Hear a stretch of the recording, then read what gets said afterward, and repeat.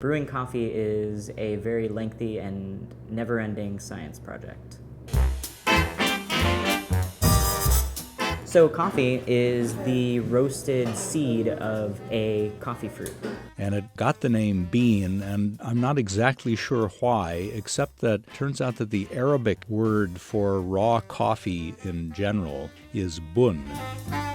You know, if you're a barista, you're making hundreds of cups a day, and you can get really good at noticing which factors make a difference and how you can improve it a little bit in this way or a little bit in that way. And that's really unlike almost any other food product that we deal with.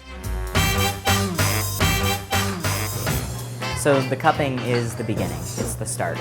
Cupping has been around as a tradition for roasters to figure out the price that they might want to charge for a coffee. And we as coffee professionals use it as more of a means for figuring out how we want to brew that coffee in a follow-up brew method.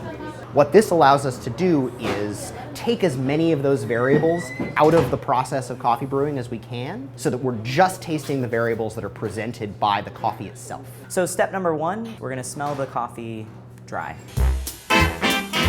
We're getting to know Colombia La Golondrina, roasted by Counterculture Coffee. And the reason why we have several samples is because perhaps one of these has some type of defect, and so it doesn't ruin the whole cupping. I'm smelling a lot of like molasses and some cherry, specifically like more of a dried cherry. Step number two, get our hot water kettle and blast these babies. The hot water, compared to cold water, has much more energy. Water molecules are bouncing off each other in a very forceful way. And when you put the coffee bean particles into water, the rate at which you get stuff out depends on the force with which those water molecules are going to bash into the bean and bounce back out. Go time. Ready, go. We're pouring pretty vigorously and making sure that we wet all of the grounds on the first pour. Once we've got all the water in there, we don't want to agitate those grounds at all. If we agitate them, they'll extract more and different cups will taste different. It's starting to become more candied, a little bit more intense. The citrus that I was talking about is really taking a background to those cherry aromas. Yeah, it's like putting your nose into a bowl of maraschino cherries entrapped in molasses. Yeah, I feel like that's a pretty good, that's a good analogy. The next stage is what we call the break. There are a bunch of aromatic gases trapped under that crust. So the next thing we'll do at about 4 minutes is we'll break the crust with the back of our spoons and get our noses right up there to capture those aromatic gases as they're being released from under the crust. And now we're just gonna skim the top of the sample so that we get all the dust and fines that are floating on the top. And then you're gonna taste it exactly the way your mother always told you not to drink soup, which is to say we're gonna slurp it as loudly as possible. The reason that you slurp, you're aerating the coffee, which opens up some of the flavor compounds that are in there. You are spraying it all across your mouth. You're turning some of that liquid into a vapor so that you can smell much more accurately while you're tasting. And we spit it out so we don't get too over-caffeinated. True story.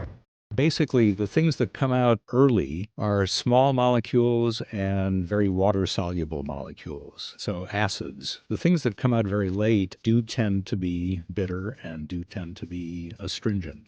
So we're tasting for 4 different qualities of the coffee at this point. Acidity, which we think of as anything that you could think of as a fruit flavor. Flavor, anything essentially that you're tasting that isn't acidity. Body, how the coffee sits on your tongue and in your mouth and how it feels. Is it dusty? Is it silky? Is it pillowy? Is it heavy? So the last thing, appropriately enough, is the aftertaste. What goes on in your mouth sort of right now while we're talking. So once we know what the coffee should taste like, we'll then go to a brew method and we'll have a base recipe that we start all of our coffees from. From there, knowing what this coffee should taste like, we'll be able to tweak variables one by one until we arrive at our ideal expression of the flavor and balance and texture of this coffee. Yeah. I think the unique thing about coffee is that it's a relatively simple product whose quality you can change very easily in the very few steps that are involved in preparing it. Once you get obsessed by these details, that's where a lot of the geekiness comes in, finding and tweaking different brewing methods to get them to be as controllable as possible.